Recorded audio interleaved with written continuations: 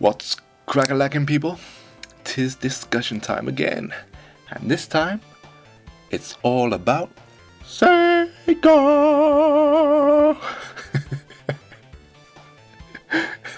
When I think about arcade games, my mind first jumps to Sega. Sega were the kings of the arcades and arcade gaming on consoles, in my opinion. Virtually everything they'd done was built with arcade gaming in mind. So then I guess you have to ask yourself, what is arcade gaming? If you ask me, it's pretty simple, I feel. Arcade gaming is creating fast, fun, and unique content that needs to almost immediately get you hooked through its gameplay in order for you to keep pumping more coinage into those machines. And not only that, replay value needs to be high, very high. If you think about it, shouldn't most of those characteristics be a fundamental part of gaming, full stop? Gameplay that gets you hooked immediately, fun content as well as great replay value. Looking back at the majority of arcade style games, they were relatively short experiences. Most you could easily complete probably within around 30 minutes to an hour. But as I said, time didn't matter. You could, if that game was instantly fun at its core, playable, and you could have fun through the entire experience all the way through, even if it was just for half an hour, you would start that game again and play it again and have the same amount of fun. They just had that replay value, which was another core factor of arcade style gaming. I don't know how many times I completed Street Fighter 2, for example. It only had a few characters. That the original game had 8 characters, and you'd fight those characters over and over and over again, but you pumped hours and hours and hours into it because the core game was so enjoyable. Now, obviously, throwing the odd bit of cash into these arcades was slightly different to paying full price for a console version of the game. But over time, you would probably spend the same, if not more, on the arcade machines compared to what you paid to own the game yourself. Hell, I know for a fact that I would have personally spent hundreds, maybe even thousands on individual arcade games. I don't even want to think about how much I spent on arcade games. So I asked myself, what has happened to these types of experiences in gaming today? Their gameplay styles used to be the very foundation of gaming itself. Thankfully, they haven't completely gone away. We saw a wonderful resurgence of arcade style games on the Nintendo Wii, thanks to its unique controller, as well as the return of some older and even dormant IPs that might not have ever seen the light of day, if the Wii didn't hit the scene. But these styles of games are certainly few and far between now, and aside from a few surviving big IPs, like the Street Fighters, the Mortal Kombat, etc., they are almost certainly out of the main retail scene. So, at least for me, their slow demise came about after the Sega Dreamcast left the scene and Sega had to retreat, forced to create content on hardware that wasn't their own. The Dreamcast was pretty much the last bastion of arcade gaming at home in all its glory. Now, in today's world, we have Nintendo, Sony, and Microsoft as the main platform holders. But one thing I'd like to remind people, is, we have to remember is that only one of those companies are a true video games company, a company whose main form of business is within video games. Obviously I'm talking about Nintendo, but it was the same for Sega. Sega are a video game company, and they created their own hardware in order to deliver their own software. It's important that we don't forget that Nintendo and Sega, these two companies, were and are the godfathers of the video game world. And If it wasn't for their hardware and software, the video game industry would be a drastically different place. Now, Nintendo naturally went their own path in terms of software, while still retaining that core arcade feel in some of their titles. But Sega were different. Virtually everything that Sega created had arcade gaming in mind. Those games that were designed to be fast, addictive, and pumped full of instant replay value. Their platforms, naturally supported these types of playstyles, as well, because that was Sega at their core, an arcade company.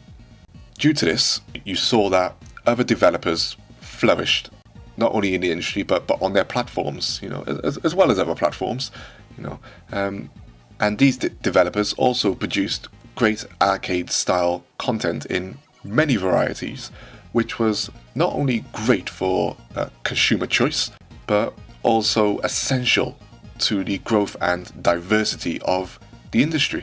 What you saw then, the Japanese games market boomed, due to this, and we saw the rise of what were the great Japanese gaming giants like Namco, Konami, and Capcom, and you had others like SNK, Taito, and Koei joining the mix as well.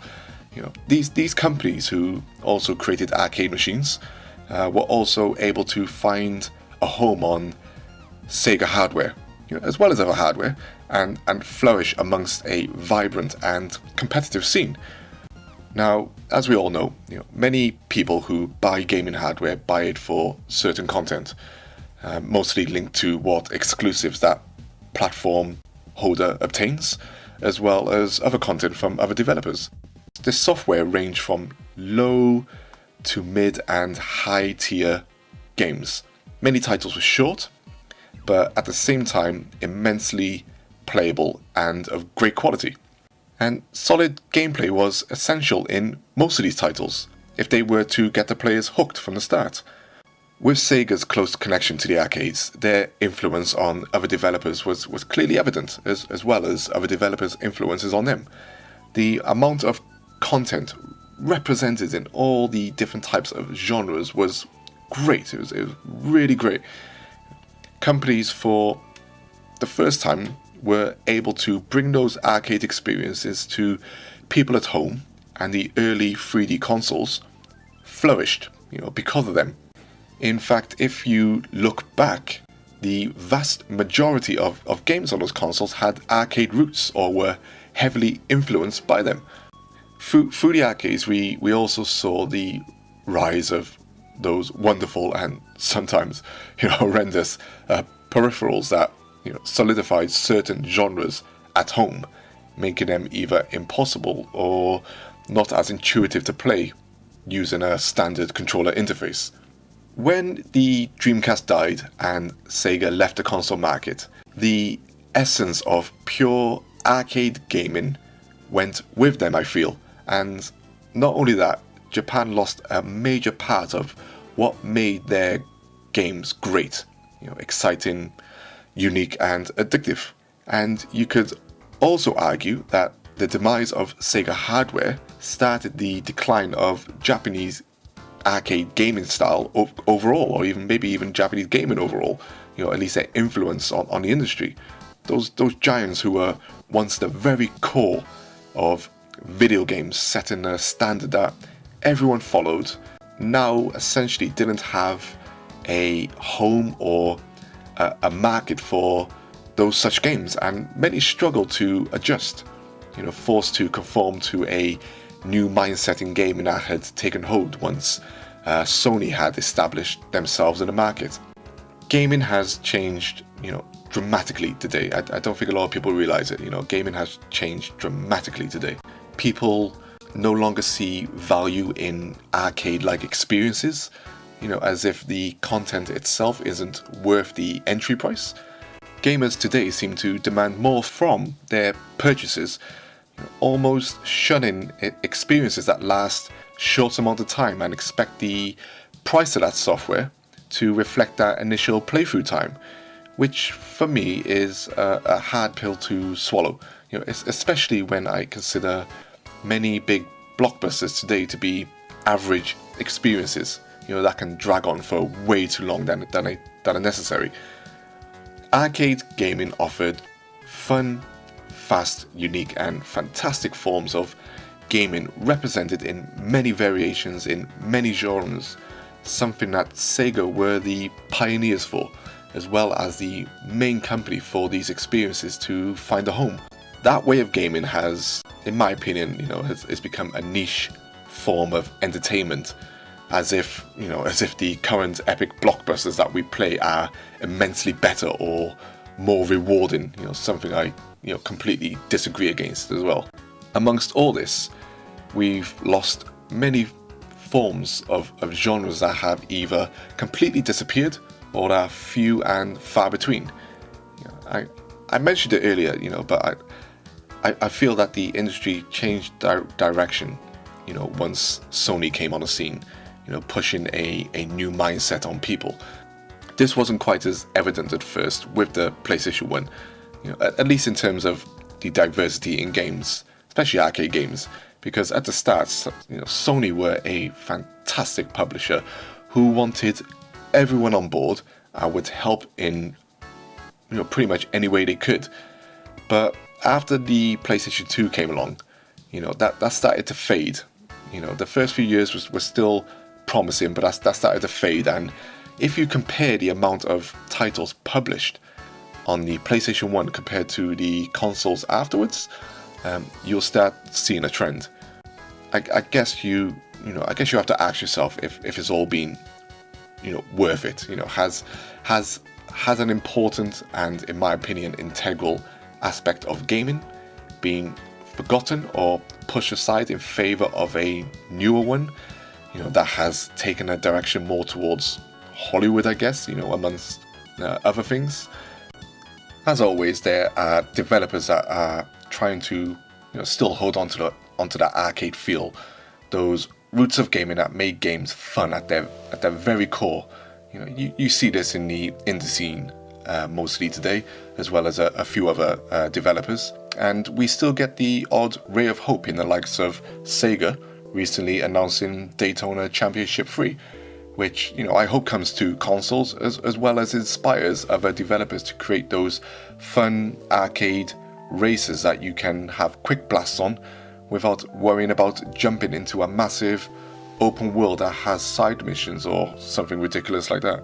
Then we see titles like Rocket League doing exceptionally well, but is still considered a small title that isn't allowed to compete with the big boys on the market because of graphics, man. Do you feel like me that it died after, well, I say died, do you feel like it began to fade away after Sega left the console market? Or do you feel that it's still alive and kicking? Perhaps I'm just being nostalgic and yearn for those days to return. As always, let me know what you think in the comments. Thanks for watching and peace.